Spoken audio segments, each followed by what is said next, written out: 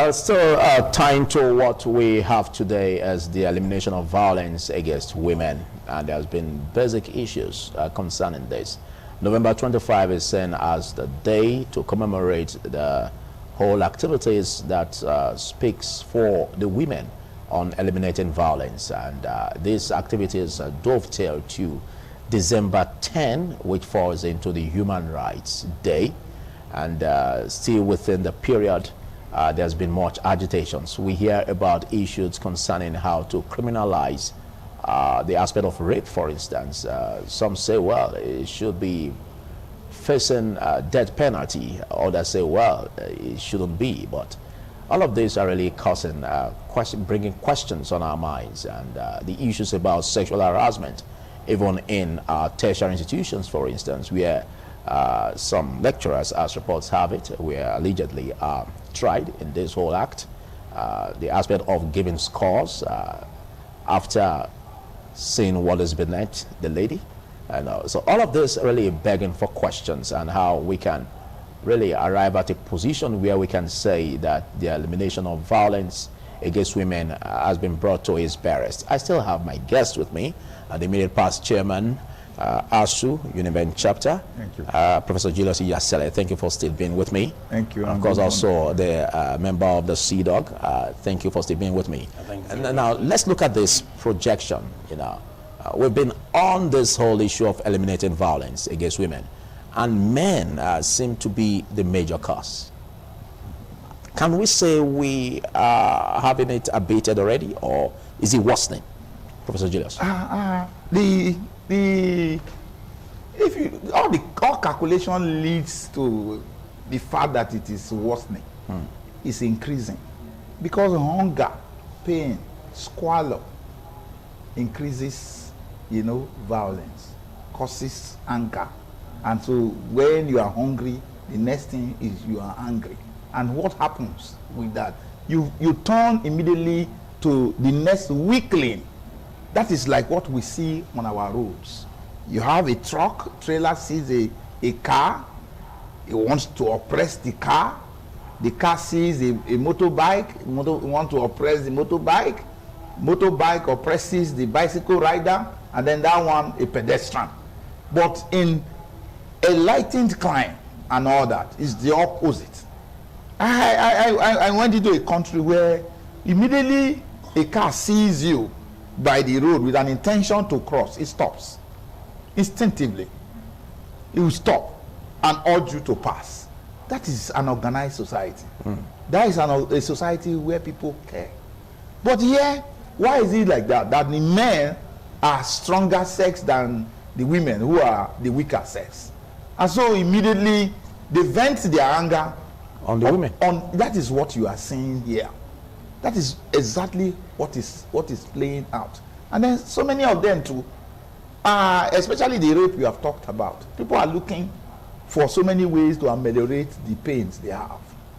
And there's some who may not be able to talk to a woman now uses force, to have succor, and their pains, assuaged. Okay. That is what you are seeing here. Okay. Yes. A number of persons who are even victims, the women, seem not to be coming out. And there's this campaign that they should come out and speak out, and also ensure that what they say is being followed by government, also justice being served. Do you see the women as responsible for this whole setback we're having, not ameliorating the situation in their direction? Well, Philip, the major issue of women speaking out and victims generally speaking out and telling the public or reporting to an authority, it's somewhat had not been encouraged by the society that we had found ourselves in, because of the level of stigmatization that follows such situation. And then too, our cultural system too also had its own way of encouraging the violence, subtle violence against women. Because, for instance, you go to a family and then tell them that your husband beat you, they'll say, and the is like, and waiting is. So he was trying to correct you. That's why so those are some things that we should try and stop. And then sometimes they go and say a man beats a woman. They say she took her mouth too sharp. Those are some issues that, and we sort of find a way to justify such violence. And it's about the fact that we had grown up as children believing that the male sex should be respected above the female sex, because we had given more value to the male sex than the female sex.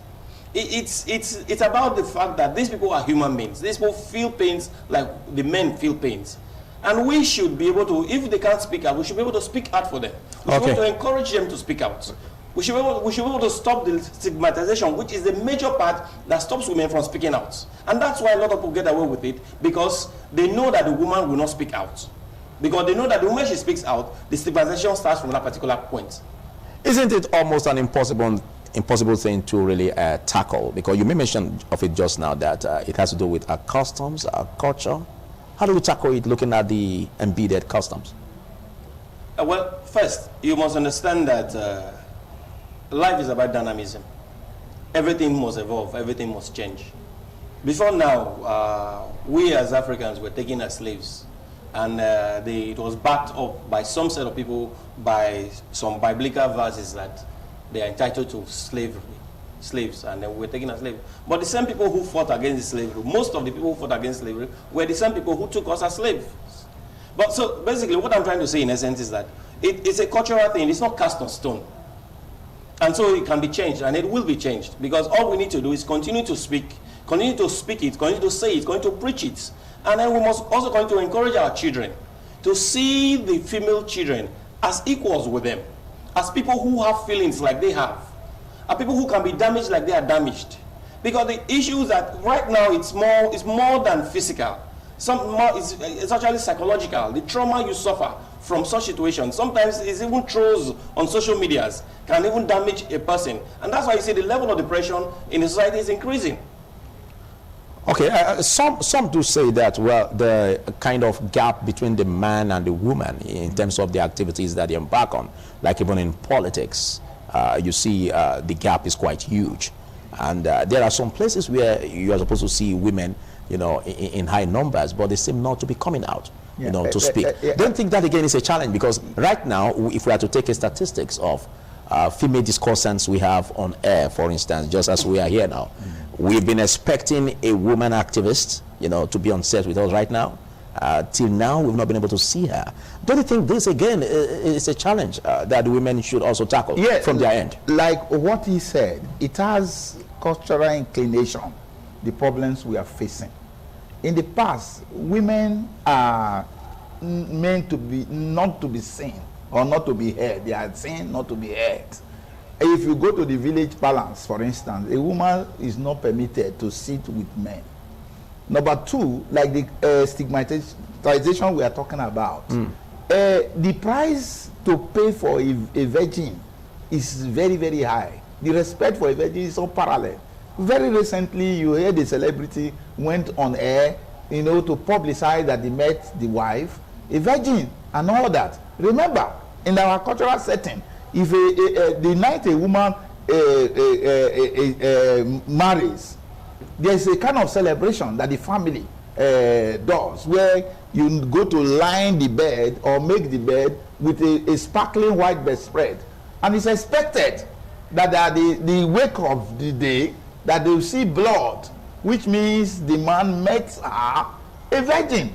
Otherwise, they will tie snake shells around her waist and dance with her around the village. That is, that she was defied before she got married. So imagine those kind of respect and that about that. So like he said, talking continuously and all that, but then there's the risk there, because that is going to now increase promiscuity, which is another problem in it also. So it is, we are neither here nor there, but it's to encourage women to be more outspoken.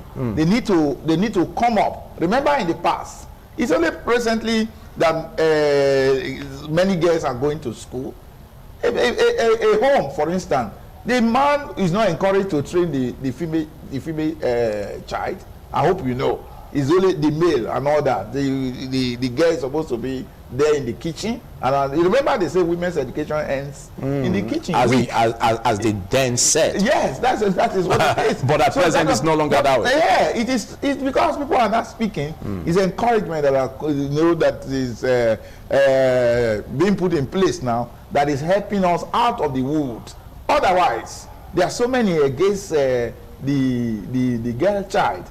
You must, if another way to solve this problem is, especially for the case of rape, that when you are prosecuting such matter, the identity, as much as possible, the identity of the girl, for now, still must be protected. Okay. Whether you like it or not, okay, because it's going to affect our adversary. Let's look at the issue of what associations they should not belong to, for instance, because we're looking at what men do that they are not doing. You know, that could be maybe one of the reasons why they are having this withdrawn outlook. Now, are there situations or associations or groups or places where women shouldn't be involved in? If you ask me, I say no. There are no places that they should not be involved in. There are no areas they should not go into.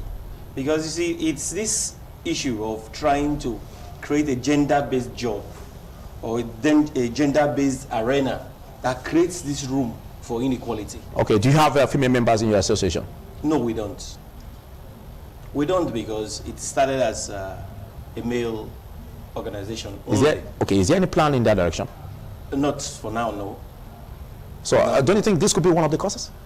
No, you have freedom of association. It's there in every palace itself. Okay. And so if you, they have associations that are all females. Okay.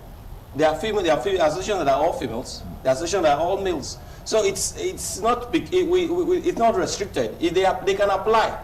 Whatever would take them or not is our decision. Okay. It's the men's decision. No, not the men. It's the association's decision now. Okay. It's not the men's decision. But see, the basic thing is like, what we are saying in essence is that it's we don't have them in our group because our association is an all-male association. Like they have all-female association. I will not go and apply for an all-female association, for instance, because I already know that by their label that they are already all-female association. Okay.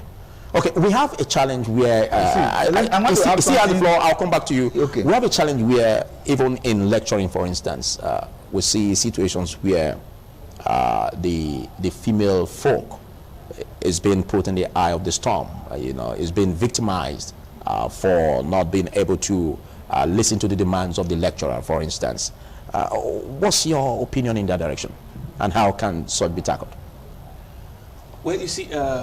Academic laziness first, it's the first major issue when it comes to this. You see, sometimes it's when you give room for people to victimize you. I'm not saying they should be victimized in any way, but when you give room for people to victimize you, then you have already created you have created an aim for you to be victimized. Okay. First, you fail your course gallantly and walk away.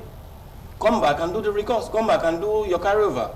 You probably pass it, prepare properly and pass it, instead of going to beg for marks. Okay, but what should be the penalty for assault? Because some are saying that the penalty seems not to be heavy enough. That's why a lot of people, offenders, are involved in this act. The penalty for armed robbery, for instance, is death. But armed robbers are still there on the streets. So it doesn't matter how high or how low the penalty is for offenders. The thing is that some people are already tuned to perpetuate such things in their head. And so all we need to do is to encourage the female folks to speak out, and so that we can identify them and push them out of the system. Okay, in recent times, like I asked him, the tertiary institution has been in the eye of the storm, lecturers over this sexual harassment. What do you make of this? Well, just to say that you don't make a law specifically for a people.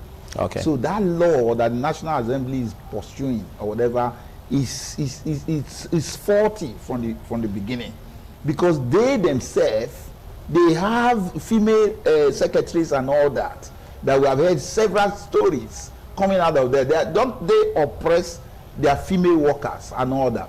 Many of these jobless people, female ladies looking for jobs, and all, go to them, and then they have them before they can offer. But don't you think you are being sentimental? No, don't you think you are being sentimental because it pertains to your profession, for instance, your body? No, you know, we must be justiciable here when we proceed. Look at it. What I say, is it right or wrong?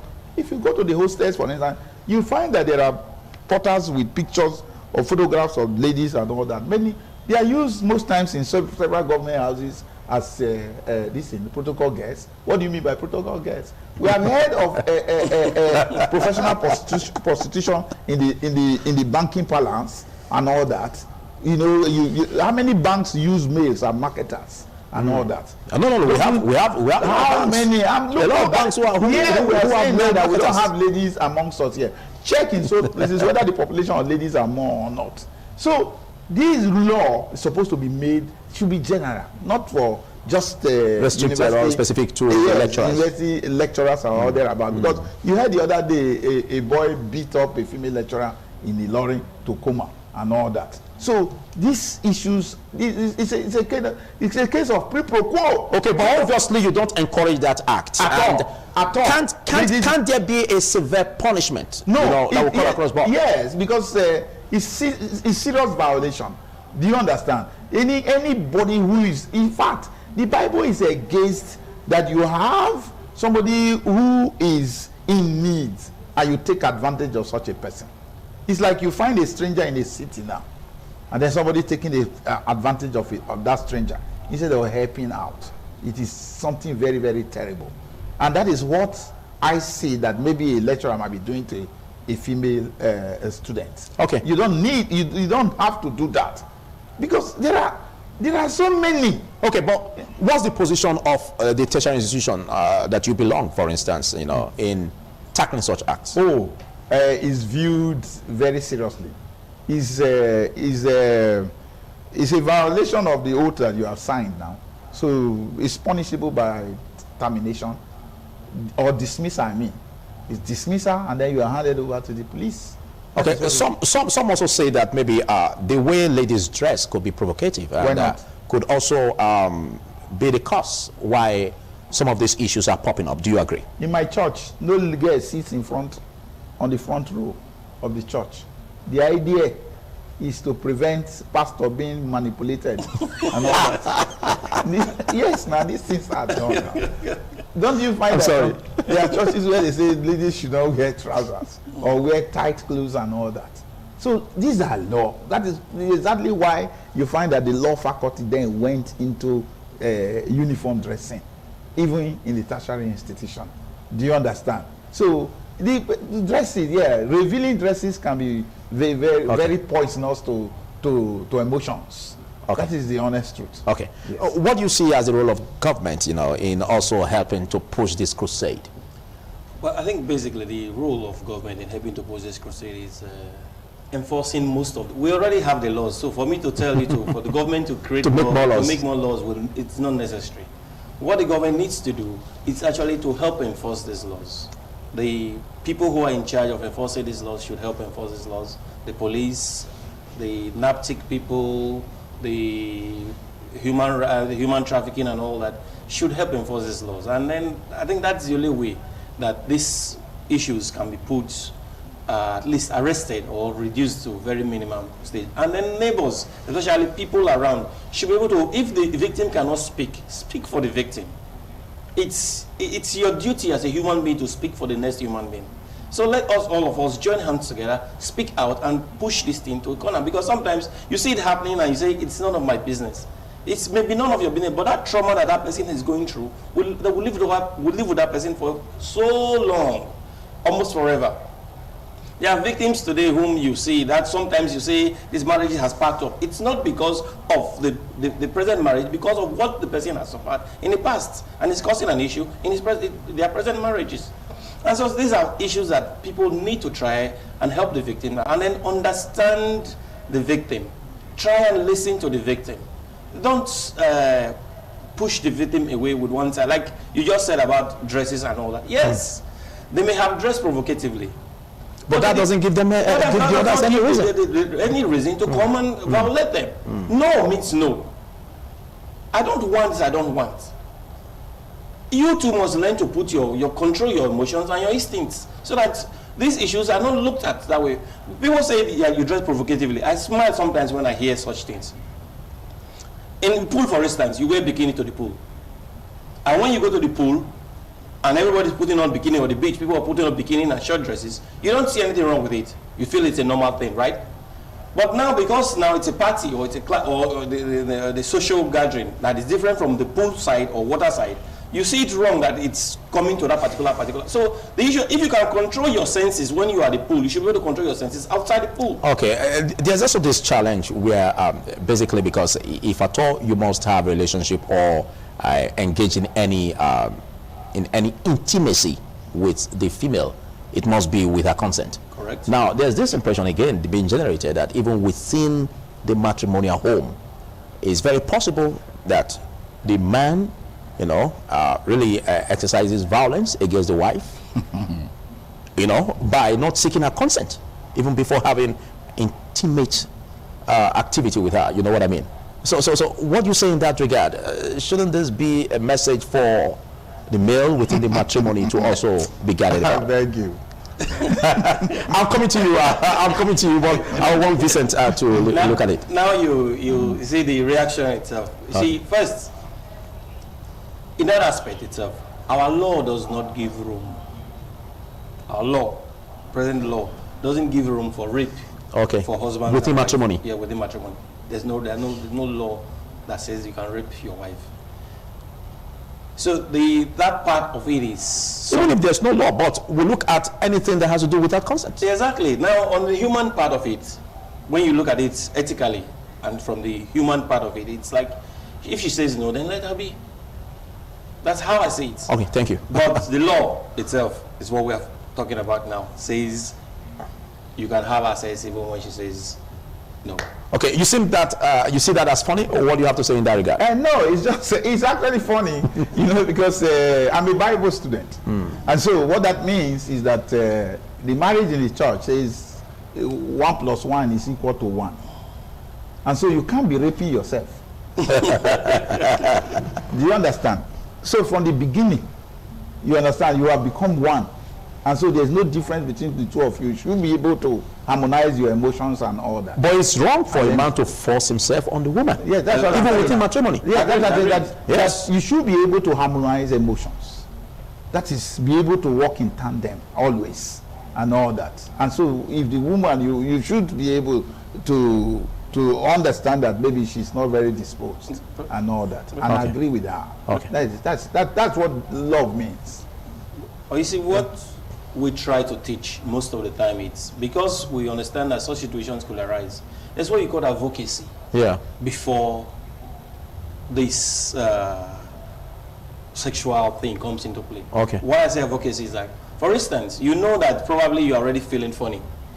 There's what we call advocacy. Sometimes you are coming back from wherever you are going to, you are buying things that you know that would open those doors for you. Yeah. That is part of advocacy. It doesn't require force. Advocates, one way or the other. You appeal your way through. Correct. All right. Big thanks for taking our time to be part of this, Professor Julius Iyasele, and of course, big thanks Ibrahim Oven for taking our time to be a part of this. This is where we'll call it a wrap on the conversation. It's still this morning on ITV. Do stay.